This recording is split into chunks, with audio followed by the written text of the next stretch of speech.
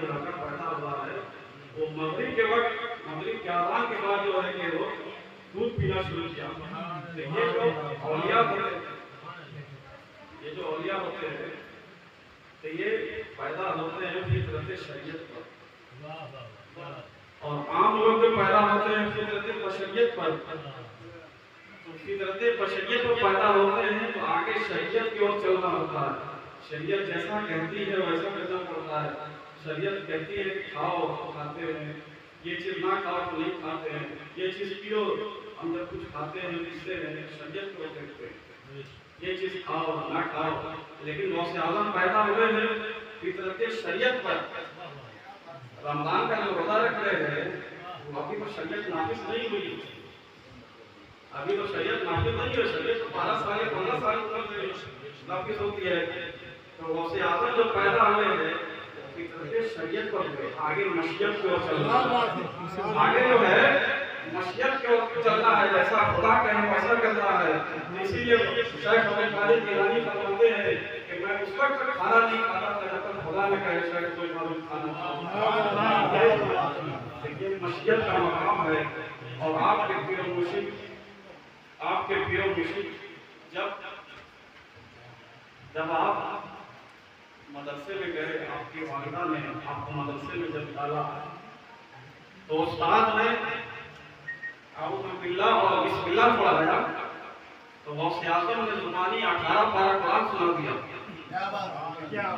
غوث اعظم نے 18 پارہ قرآن زبانی سنا دیا. یہ آپ کی بچپنے کی عالم ہے، یہ آپ کا علمی معیار ہے. اور اس کے بعد جب اعلیٰ تعلیم حاصل کرنے کے لیے آپ مدرسہ شریف گئے حضرت ابو سعید مبارک مخدومی کی مدرسے میں، وہی آپ کے استاد بھی ہیں، وہی آپ کے شیخ بھی ہیں، وہی آپ کے پیر و مرشد بھی ہے. وہی وہاں آپ نے سالہ سال علوم ظاہریہ میں لگایا اور بعد میں آپ کے پیر و مرشد نے اس مدرسے کو آپ کے حوالے کیا. اور اسی مدرسے میں حضور غوث اعظم جو ہے 13 علوم پڑھاتے تھے. اس میں علم صرف ہے، علم نحو ہے، علم تصوف ہے، اسماء رجال ہے، علم حدیث ہے، علم تفسیر ہے. 13 علوم پڑھایا کرتے تھے. حتیٰ کہ زمین کے نیچے پانی کہاں ہے، پتھر کہاں ہے، تمام علوم پڑھایا کرتے تھے. یہ آپ کا علمی معیار ہے، یہ آپ کا علمی معیار ہے. آج کے وقت میں کچھ مولوی یہ کہہ دیتے ہیں سادات کرام کے پاس علم نہیں ہے، سادات کرام کے پاس علم نہیں ہے. حضور فرماتے ہیں میں علم کا شہر ہوں، علی اس کے دروازے ہیں.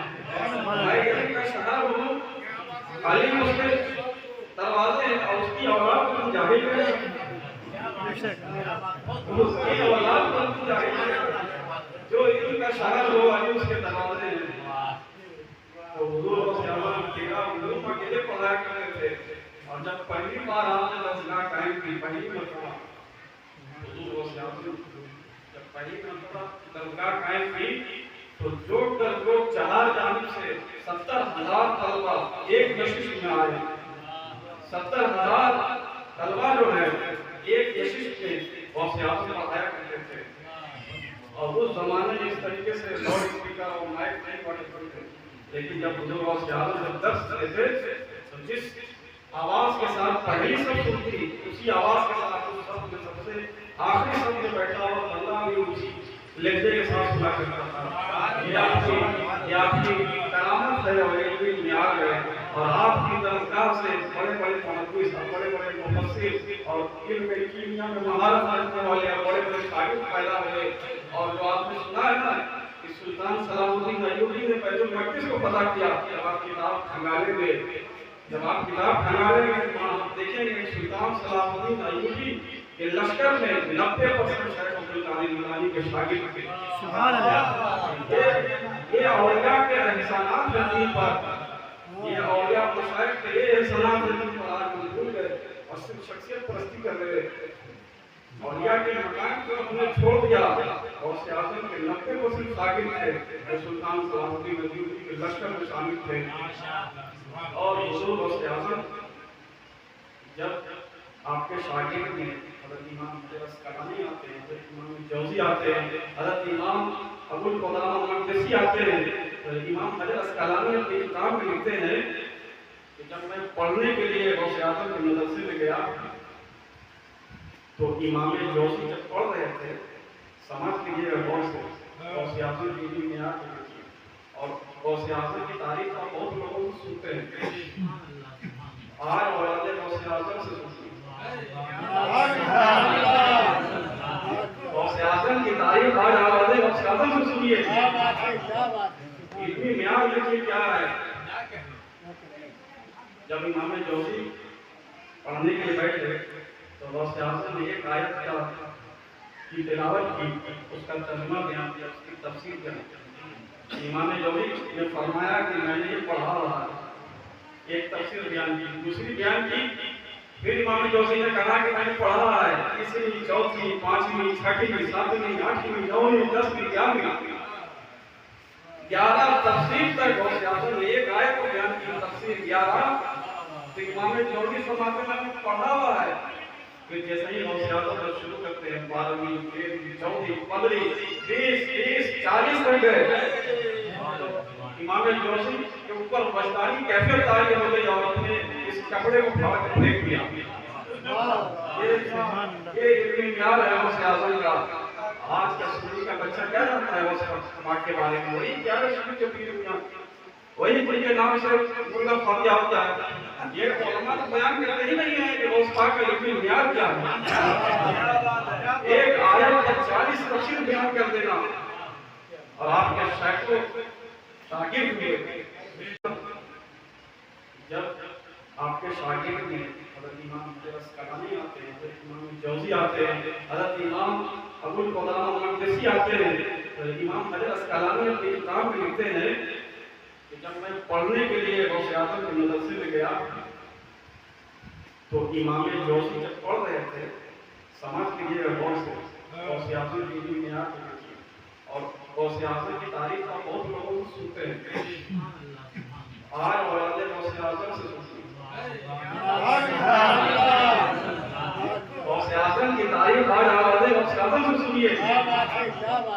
اتنی معیار دیکھیے کیا ہے. جب امام جوزی پڑھنے کے لیے بیٹھے تو غوث اعظم نے ایک آیت کی تلاوت کی، اس کا ترجمہ بیان کیا، اس کی تفسیر بیان کیا. امام جوزی نے فرمایا کہ میں نے یہ پڑھا رہا ہے. ایک تفسیر بیان کی، دوسری بیان کی. پھر امام جوزی نے کہا کہ میں نے پڑھا رہا ہے تیسری، چوتھی، پانچویں، چھٹویں، ساتویں، آٹھویں، نویں، 10ویں، 11 تفسیر تک غوث اعظم نے ایک آیت کو بیان کی. تفسیر 11 تو امام جوزی فرماتے ہیں میں نے پڑھا ہوا ہے. پھر جیسے ہی غوث اعظم شروع کرتے ہیں 12ویں، 13ویں، 14ویں، 15ویں، 20، 30، 40 تک گئے. امام جوزی کے اوپر وجدانی کیفیت آئی ہو گئی اور اپنے اس کپڑے کو پھاڑ کے پھینک دیا. یہ اتنی معیار ہے غوث اعظم کا. آج کا سنی کا بچہ کیا جانتا ہے غوث پاک کے بارے میں؟ وہی 11 شہید جو پیر ہوئے ہیں، وہی ان کے نام سے مرغا فاتحہ ہوتا ہے. یہ علماء تو بیان کرتے ہی نہیں ہیں کہ غوث پاک کا اتنی معیار کیا ہے. ایک آیت کا 40 تفسیر بیان کر دینا اور آپ کے سینکڑوں شاگرد ہوئے. اور میں تھوڑا سا سلسلے پر بیان کر دیتا ہوں، اس کے بعد میں اپنی تقریر ختم کر دیتا ہوں. ماشاءاللہ یہ سلسلہ ہوتا کیا کہ قادری مشائخ، یہ چشتی مشائخ، یہ سہروردی مشائخ، یہ قلندری مشائخ، یہ ہے کیا؟ تو حضرت امام بخاری رضی اللہ تعالیٰ عنہ حدیث لائے اور یہ حدیث قدسی ہے کہ حضور نے فرمایا، اور اس حدیث کے راوی حضرت سہل بن سعد رضی اللہ تعالیٰ عنہ، حضرت سہل بن سعد رضی اللہ تعالیٰ عنہ راوی ہے. حضور فرماتے ہیں لَيَدْخُلَنَّ الْجَنَّةَ مِنَ الْأُمَّةِ 70,000 أَوْ 700,000. حضور فرماتے ہیں لَيَدْخُلَنَّ الْجَنَّةَ مِنَ الْأُمَّةِ 70,000 أَوْ 700,000. حضور نے فرمایا کہ میرے امت میں سے 70,000 یا 7 لاکھ افراد بغیر حساب و کتاب کی جنت میں جائیں گے. اس حدیث کو सैकड़ों मुहद्दिसीन ने नकल किया इसी हदीस को। तो सहाबा करम बैठे थे वहाँ मजलिस सही के साथ, मजलिस सही में हुजूर बयान कर रहे थे, ये हदीस कुदसी है। तो सहाबा करम का किया देखिए, सहाबा फरमाते जिदना या रसूलल्लाह, और बढ़ा दीजिए, जिदना या रसूलल्लाह, और बढ़ा दीजिए। तो हुजूर ने फरमाया कि वो पहले 70,000 या 60 लाख का हिसाब किताब के जंगल में जाएंगे, अब मैं ये इख्तियार देता हूँ कि अब वो हर फर्द में से हर आदमी अपने साथ 70,000 आदमी को ले सुभान अल्लाह। ये सिलसिला है। और किस तरीके से जाएगा, ये इमाम बुखारी बयान करते हैं, हदीस लाए कि किस तरीके से जन्नत में जाएंगे, किस तरीके से जन्नत में जाएंगे। इमाम बुखारी फरमाते हैं मुतमासिकून बाबे मफाअलस से, मुतमासिकून आखिरू बाज़ुहुम बाज़ा, एक दूसरे के हाथ में हाथ डालकर सिलसिले ज़ंजीर बनाकर, मुतमासिकून आखिरू बाज़ुहुम बाज़ा, एक दूसरे के हाथ में हाथ डालकर जन्नत में दाखिल होंगे। तो हुजूर फरमाते हैं उस सिलसिले का कोई पहला वक्त होगा, उस सिलसिले का पानी तो कोई होगा, जैसे सिलसिले कालिया के पानी शेख अब्दुल कादिर जिलानी है, सिलसिले चिश्तिया के पानी अपनी साख शामी चिश्ती है, बुखारी नमन चिश्ती है, उसी तरीके से उस सिलसिले का पहला वक्त होगा। तो हुजूर फरमाते हैं, इमाम बुखारी बयान करते हैं इसी के बाद में इमाम बुखारी फिर हदीस लाए और फरमाते हैं कि हुजूर ने फरमाया ला यदखुलु अव्वलुहुम, और सुनिएगा, ला यदखुलु अव्वलुहुम हत्ता यदखुलु आखिरुहुम, उस सिलसिले का पहला फर्द उस वक्त तक जन्नत में नहीं जाएगा जब तक उस सिलसिले का आखिरी फर्द जन्नत में न चला जाए। सुभान अल्लाह। ये तो आप नसीहत का कौल सुनते हैं कि मैं उस वक्त तक जन्नत में नहीं जाऊंगा जब तक मेरा एक भी जन्नत में न चला जाए। ये वो सियासत का कौल बाद में, पहले हुजूर की हदीस है। ये वो सियासत का कौल बाद में है, पहले हुजूर की हदीस है। ये सिलसिला होता है, ये मशाइख होते हैं जो कहते हैं कि शहीद होने से क्या होता है, सिलसिला में दाखिल होने से क्या होता है। तो जिसका कोई मुरीद नहीं है, जो किसी सिलसिले में नहीं है, वो जन्नत में किसका हाथ पकड़ जाएगा, वो जन्नत में किसका हाथ पकड़ जाएगा। आप गुलामाने साबिर हैं, गुलामाने हमाद अहमद साबिर कादरी हैं, गुलामान अहमद रशीद अहमद कादरी हैं, तो आप तमाम गुलाम जो हैं सैयद शाह हुसैन अहमद कादरी के दस्त हक फरस पर हाथ पकड़ कर जन्नत में जाएंगे। जैसा कि इमाम बुखारी बयान करते हैं लयद फिलन जन्नत में उम्मती सबउल अल्फ औ सबउल अल्फ। और शेख अब्दुल कादिर जिलानी की शान में हजरत शाह नक्शबंद इमाम नक्शबंद हजरत के शाह बहाउद्दीन नक्शबंद रहमतुल्लाह फरमाते हैं कि जो शेर जो है ज़हन से निकल गई है, वो बाकी का वो शेर है।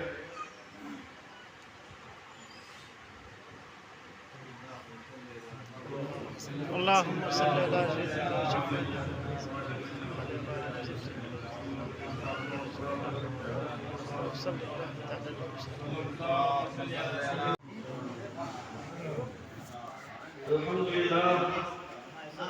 अल्हम्दुलिल्लाह रब्बिल आलमीन,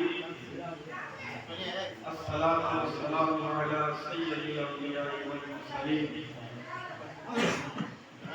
अम्मा बाद, अऊज़ु बिल्लाहि मिनश शैतानिर रजीम, बिस्मिल्लाहिर रहमानिर रहीम, इन्नल लज़ीना आमनू व अमिलुस सालिहात सयजअलु लहुमुर रहमानु वद्दा।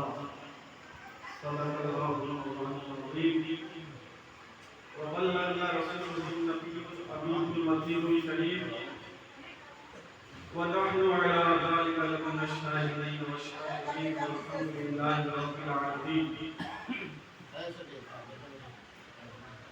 मोहतरम सामीन किराम, शायर कहता है नूर के पैकर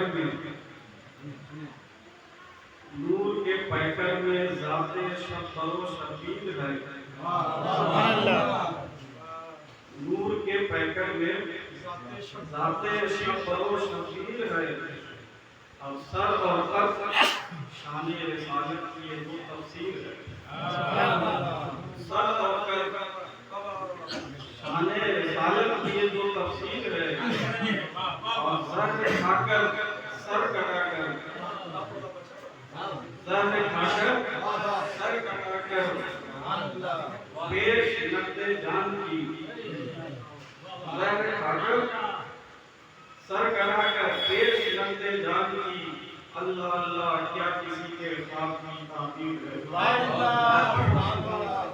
اللہ اللہ کیا کسی کے خواب کی تعبیر ہے اور شاعر کہتے ہیں کہ ان کے کاشانے میں سادات کرام گھر میں ان کے کاشانے میں کیوں تاریکیاں ہونے لگی ان کے کاشانے میں کیوں تاریکیاں ہونے لگی جبکہ ان کے نسل پاک کا ہر بچہ کو تنویر ہے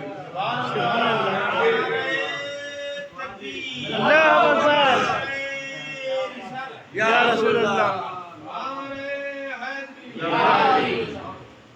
جبکہ ان کے گھر کا ہر بچہ کو تنویر ہے اور جو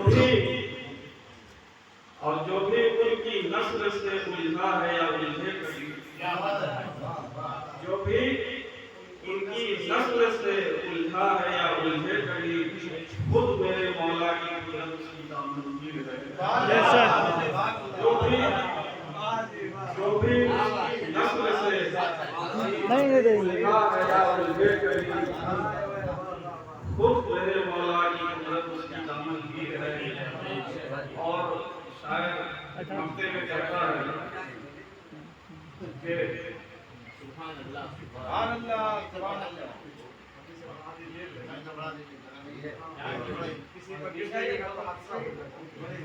شاعر مکے میں کہتا ہے یہ تو اعجاز نبی ہے ان کے ہوئے پاک میں یہ تو اعجاز نبی ہے ان کے ہوئے پاک میں سر کٹا اور بولتا ہے یہ بھی کیا تصویر ہے سبحان اللہ سبحان اللہ سبحان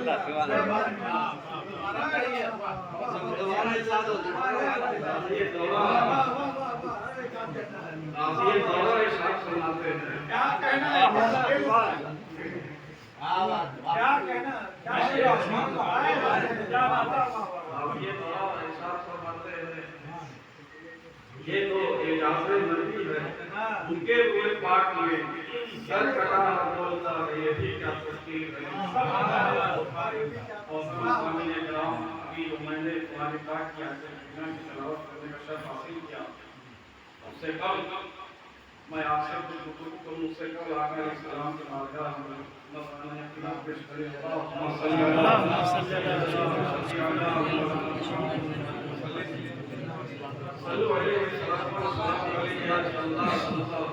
وسلم اللہ تبارک تعالیٰ کلام مجید میں ارشاد فرماتا ہے ان الذین آمنوا وعملوا الصالحات بے شک جو لوگ ایمان لائے اور نیک اعمال کیے بے شک جو لوگ ایمان لائے اور نیک اعمال کیے اللہ فرماتا ہے سیجعل لهم الرحمن ودا بے شک ہم ان کی محبت کو لوگوں کے دلوں میں جما دیں گے اور لوگ ان سے محبت کرنے لگیں گے جو غوث اعظم کی مجلس ہے تو یہی آیت کریمہ کی پڑھی میں کہ غوث اعظم ایمان لائے اور نیک اعمال کیے اللہ کا وعدہ ہے سیجعل لهم الرحمن ودا بے شک ہم ان کی محبت کو لوگوں کے دلوں میں جما دیں گے تو اللہ تبارک تعالیٰ کا وعدہ ہے کہ ہم ان ولیوں کی محبت کو لوگوں کے دلوں میں جما دیں گے یہی وجہ ہے کہ آج اولیاء کرام سے محبت کر رہے ہیں تو قرآنی آیت میں ہوتی ہے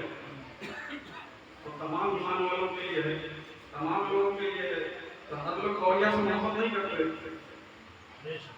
ہر لوگ جو اولیاء سے محبت کرنے کی یہ آیت کا مطلب کیا ہوا کہ سیجعل لهم الرحمن ودا بے شک ہم ان کی محبت کو لوگوں کے دلوں میں جما دیں گے شاید کلمہ کا مطلب کیا ہوا؟ اس کا مطلب یہ ہے کہ ولی سے محبت کرنا آسان نہیں ہے، اولیاء سے محبت کرنا آسان نہیں ہے۔ تو جو لوگ اولیاء سے محبت کرتے ہیں تو اللہ تعالیٰ نے ان کے دلوں کو انتخاب فرما دیا۔ اللہ تعالیٰ نے ان کے دلوں کو انتخاب کر دیا ہے کہ میرے غوث اعظم سے محبت کر رہے ہیں، معین الدین چشتی سے محبت کر رہے ہیں، حضرت سید شاہ ہمارے مصطفی قادری سے محبت کر رہے ہیں۔ اور جو لوگ محبت نہیں کرتے ہیں یہ نہ سمجھے کہ ہم محبت نہیں کر رہے بلکہ اللہ کر رہے ہیں، معین الدین چشتی سے محبت کر رہے ہیں، حضرت سید شاہ ہمارے مصطفی قادری سے محبت کر رہے ہیں۔ اور جو لوگ محبت نہیں کرتے ہیں یہ نہ سمجھے کہ ہم محبت نہیں کر رہے بلکہ اللہ ان کے دلوں کی اس لائق سمجھائی نہیں میرے غوث اعظم سے محبت کرے۔ سبحان اللہ۔ اسی کڑی میں نیک اعمال کی کڑی میں لوگ جو سمجھتے ہیں کہ نیک اعمال سے نماز ہے، روزہ ہے، حج ہے، زکات ہے، اس کے علاوہ بھی جو ہے کہ نیک اعمال ہے، جیسے لوگوں کو کھانا کھلانا بھی نیک اعمال ہے، پیاسوں کو پانی پلانا بھی نیک اعمال ہے۔ اسی نیک اعمال میں سے سلسلہ قادریہ کے بہت وقت مشائخ میں سے حضرت خواجہ سبکی رضی اللہ تعالیٰ عنہ یہ غوث اعظم کے مشائخ میں سے اوپر ان کی مارکیٹ میں ایک دکان تھی، ان کی مارکیٹ میں ایک دکان تھی، تو دہشت گردوں نے تمام دکانیں جلا دی، لیکن ان کی دکان جو ہے خدا کے کرم سے رسول کی عطا سے ان کی جو دکان جو بچ گئی، تو جب بچ گئی تو تمام لوگوں نے آ کے کہا کہ حضرت سب کی دکان جل گئی لیکن آپ کی دکان بچ گئی۔ تو ان کی زبان سے جو ہے لفظ الحمدللہ نکل گیا، لفظ الحمدللہ نکل گیا۔ اس کے بعد بولنے کے بعد وہ شرمسار ہو گئے، خدا کی بارگاہ میں رونے لگے، تمام کی دکانیں جل گئی، سب لوگ تباہ و برباد ہو گئے۔ میں الحمدللہ کہہ رہا ہوں، کل قیامت کے دن قبر میں حشر میں اگر اللہ ہم سے اگر اس لفظ الحمدللہ پکڑ کر لے گا تو میں کیا جواب دوں گا؟ یہ کمال ہے۔ لوگ سمجھتے ہیں کہ نماز نیک اعمال ہے، یہ بھی نیک اعمال ہے۔ تو اللہ تعالیٰ وہی فرماتا ہے ان الذین آمنوا وعملوا الصالحات، بے شک جو لوگ ایمان لائے اور نیک اعمال کیے سیجعل لهم الرحمن ودا، تو ہم ان کی محبت کو لوگوں کے دلوں میں جما دیں گے۔ اسی آیت کریمہ کی کڑی میں حضور غوث اعظم ہے، اسی آیت کریمہ کی کڑی میں حضور غوث اعظم ہے، اور آپ کا یہ مہینہ ہے، آپ کا نام حضرت سید محی الدین عبد القادر جیلانی رضی اللہ تعالیٰ عنہ، آپ کی پیدائش 470 ہجری سرزمین گند میں ہوئی، سرزمین گند میں ہوئی، کیونکہ عربی میں کاف نہیں آتی، اس کے جگہ پر تعبیر کرتے ہیں جیم سے، اس کو جین کہتے ہیں، اسی نسبت سے آپ جیلانی کہلاتے ہیں، حضور غوث اعظم جیلانی، اور آپ کے والد حضرت سید ابو صالح دوست، اور آپ کی والدہ حضرت ام الخیر فاطمہ رضی اللہ تعالی عنہ ہیں۔ تو جب آپ کی پیدائش ہوئی، اس پیدائش میں جب رمضان المبارک آپ کی پیدائش ہوئی تو لوگ جو پشو پیش میں تھے کہ چاند ہوئی کہ نہیں ہوئی، چاند ہوئی کہ نہیں ہوئی، حضور غوث اعظم جب پیدا ہوئے تو کسی خاتون کا دودھ نہیں پی رہے، حتیٰ کرنے والا کا بھی نہیں پی رہے، لیکن جیسے ہی مغرب کے وقت ہوئی تو حضور غوث اعظم دودھ پینا شروع کر دیتے ہیں۔ تمام بغداد کے علماء، ابوزیان کرام، مشائخ کرام کو معلوم ہوتا ہے کہ آج ملیت رمضان المبارک کہ ابو صالح رضی دوست یہاں کے لڑکا پیدا ہوا ہے، وہ مغرب کے وقت، مغرب کے اذان کے بعد جو ہے کہ وہ دودھ پینا شروع کیا۔